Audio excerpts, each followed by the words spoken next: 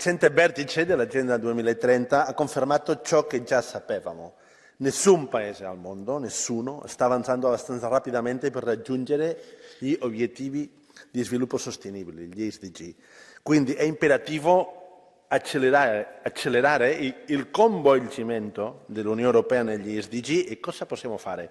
Il finanziamento gioca un ruolo chiave nel raggiungimento degli SDG. L'Unione deve guidare con determinazione la mobilitazione di risorse finanziarie adeguate e sufficienti a sostenere l'andare avanti degli SDG. Tuttavia, nessuno di questi sforzi sarà sufficiente senza alleviare il debito di molti paesi del sud globale. Ecco perché l'Unione dovrebbe spingere per la condonazione multilaterale di una parte del debito esterno dei paesi più indebitati, a condizione che tali paesi assumano impegni concreti per il conseguimento degli SDG. Inoltre, l'Unione dovrebbe promuovere il flusso di special drawing rights del Fondo monetario internazionale verso i paesi in via di sviluppo e le banche multilaterali di sviluppo. Ciò consentirebbe a questi paesi di aumentare la loro capacità di investire negli SDG senza accumulare ulteriori debito. Finisco.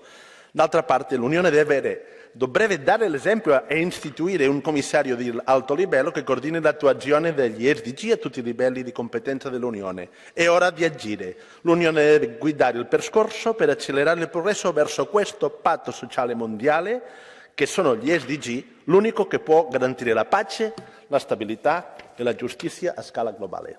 Thank you.